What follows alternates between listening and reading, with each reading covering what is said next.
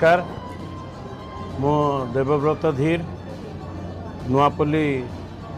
N3 बासिंदा आमर Shyamakali ट्रस्टर member अध्यक्ष एवं एठारे आमर उपस्थित दिव्यलोचन नायक जी आमर श्यामाकाली ट्रस्टर सभापति एवं आमर उपस्थित सेक्रेटरी महोदय अक्षय बारिक एवं आमर एपटे आमर फाइनेंस डिपार्टमेंट बुझुवा आमर दीपक सामंतराय एवं आमर नना एठार पूजक मुख्य पूजक उपस्थित एवं आमर कमिटीर सदस्य माने आमर शनि बाबांकर पूजक महोदय उपस्थित एवं एठार समस्त आमर कर्ता उपस्थित आज आमर महायात्रा आज समाप्त होगा जाऊँगी महाश्यामाकाली पीठरे आज बाबा महाकालेश्वर आविर्भाव होती प्रतिष्ठा होती स्थापन होती आज तांकर शेष दिन पूर्णाहुति आज 5टारे आमर पूर्णाहुति संपूर्ण होब एवं आम सांगरे कलश यात्रा 2 तारिख ठारू आरंभ आमर यज्ञ आरंभ होती 6 तारिख आज शेष होब ए कलश आमर सांगरे 1500 महिला कलश यात्रा सहयोग करिसंती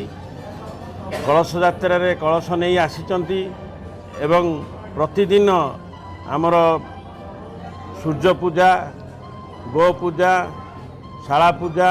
यज्ञशाला पूजा होई आज आमर शेष दिन आज आमर ए यज्ञर महादेव काली स्थापन हो सारी आज तांकर नवजौवन दर्शन समस्त भक्त मानक अनुरोध से माने आसी आज 5टा बेले आमर पूर्णाहुति आरंभ होब 5टा बेले आसी उपस्थित रही बाबा महाकालेश्वरंकर आशीर्वाद नवापाई अनुरोध एवं आमर अनुष्ठान तरफरु 8000 लोकों पाई आमर प्रसाद सेवन व्यवस्था भी करा जाइछि प्रतिदिन आमर 2000 1500 रु 2000 लोकों प्रसाद सेवन चलीथिला आज 8000 लोकों प्रसाद सेवन करा जाइछि समस्त को एठार समस्त भुवनेश्वर समस्त भक्त मानक अनुरोध आसी प्रसाद सेवन करिवे एवं बाबांकर आशीर्वाद नेबे गोटे बड़ कथा हमर माँ श्यामाकाली 15 वर्ष पूर्ति हैला बाबा शनि बाबांकर 11 वर्ष पूर्ति हैला